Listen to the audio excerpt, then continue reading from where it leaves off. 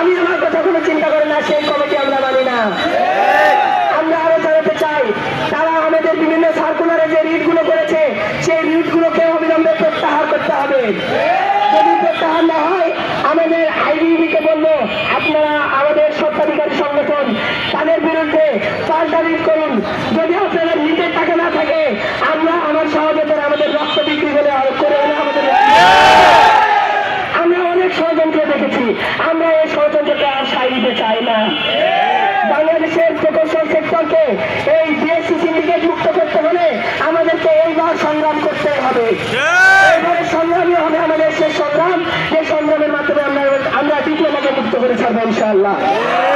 আমি আরো জানাতে চাই যে যদি তারা এখন পর্যন্ত এই জায়গাটাতে আমাদেরকে মেনে না নেয়, আমরা 19/11/1994 প্রজ্ঞাপনে স্পষ্টভাবে বলা আছে এই দশম গ্রেড উপসহকারী প্রকৌশলী হচ্ছে ডিপ্লোমাদের জন্য যারা দ্বিতীয় শ্রেণীর কর্মকর্তা। তাহলে এই প্রজ্ঞাপনের বিরুদ্ধে তারা কিভাবে রিড করতে পারে? আমাদের আইডিবি কি করছে? আমরা আইডিবিকে সসম্মানে শ্রদ্ধা করে জানাতে চাই, আপনারা তাদের বিরুদ্ধে আইনানুগ ব্যবস্থা নিন। যত রক্ত লাগে, রক্ত বিক্রি করে হলেও আমরা টাকা দিব, যত লোকবল লাগে আমরা দিব, তবুও আপনারা তাদের বিরুদ্ধে ব্যবস্থা নিন। বাংলাদেশের আমরা দেখেছি, আমরা আমাদের উচ্চশিক্ষার মাধ্যম হচ্ছে একটাই, ডুয়েট। সেই ডুয়েটকে নিয়েই তারা ষড়যন্ত্র করছে। ডুয়েটের ভিসি থেকে শুরু করে কারিগরি বোর্ডে যারা আছে সবাই আমাদের বিরুদ্ধে ষড়যন্ত্র করছে। আমরা এই ষড়যন্ত্রের নিস্তার চাই। ডিপ্লোমা সেক্টরকে শুধুমাত্র কারিগরি সেক্টরে অধিভুক্ত করা, তাদের মাধ্যমে প্রশাসনিক কার্যক্রম চালাতে চাই। কারণ মায়ের থেকে মাসির দরদ কোনোদিন বেশি হয় না।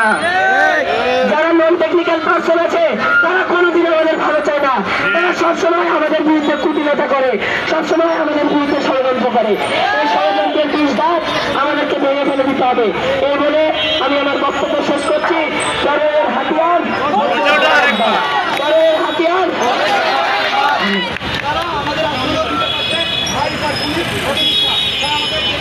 এই মুহূর্তে বক্তব্য রাখার জন্য অনুরোধ করছি জনাব ফখরুল ইসলাম, পেশাজীবী ছাত্র সংগ্রাম পরিষদের সদস্য ও রাজশাহী পলিটেকনিক ইনস্টিটিউটের ছাত্র। প্রিয় শিক্ষার্থী ভাই ও বোনেরা, সবাইকে জানাই আসসালামু আলাইকুম ওয়া রাহমাতুল্লাহি ওয়া বারাকাতুহু। প্রিয় ভাইরা, আজ আমরা এখানে উপস্থিত হয়েছি আমাদের কোনো স্বার্থ হাসিলের জন্য নয়। আজ আমরা এখানে এসেছি কোনো সুবিধা আদায় করার জন্য নয়।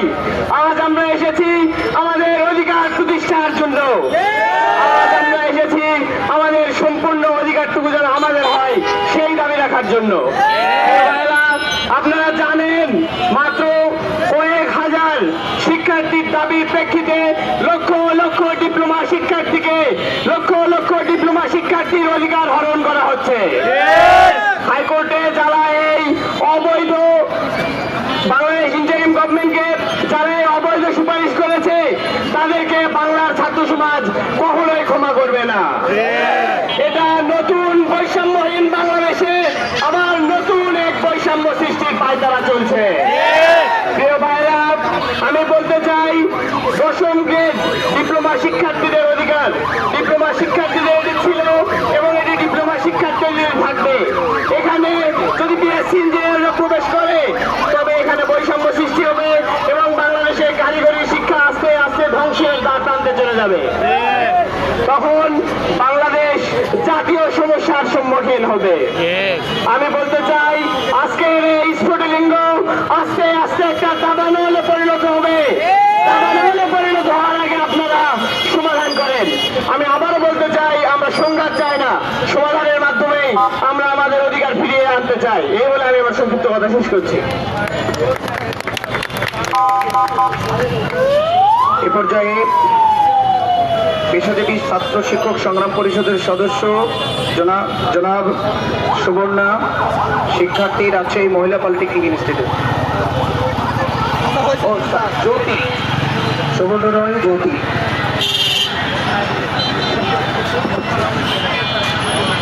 আসসালামু আলাইকুম। আজকে আমরা যে মানববন্ধনটিতে এসেছি সেটির মূলত কারণ হচ্ছে আজ থেকে 1-1.5 বছর আগে পর্যন্ত এই আন্দোলন চলে যাচ্ছে, যার এখনো শুরুও হয় না। এই ডিপ্লোমার যে দশম গ্রেড রয়েছে সেটা কিন্তু ডিপ্লোমার ন্যায্য দাবি, এখানে কোনো কোটা নেই। ডিপ্লোমা তো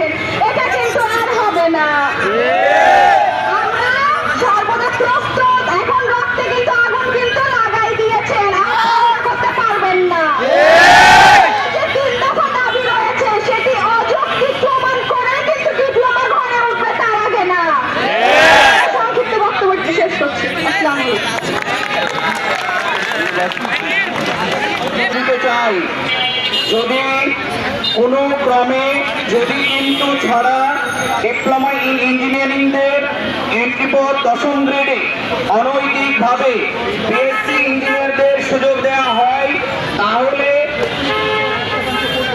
বাংলাদেশ পলিটেকনিক ইনস্টিটিউট সহ ডিপ্রোকোষের যতগুলো শাখা প্রশাখা রয়েছে সবাই কলম বিরতি কর্মবিরতিতে পৌঁছে যাবে। আপনারা অবিলম্বে আমাদের দাবিসমূহ, আমাদের সন্তানদের ভবিষ্যৎ চিন্তা করুন। আমাদের সন্তানদের ভবিষ্যৎ চিন্তা যদি না করে থাকেন, তাহলে গ্যাজেটের মাধ্যমে পলিটেকনিক ইনস্টিটিউট বন্ধ ঘোষণা করুন। পলিটেকনিক ইনস্টিটিউট চালু করতে চাইলে, পলিটেকনিক ইনস্টিটিউট যদি বাংলাদেশে থাকে, 10ম গ্রেড পলিটেকনিক শিক্ষার্থীদের জন্য থাকতে হবে। পলিটেকনিক শিক্ষার্থীরা 10ম গ্রেড যদি না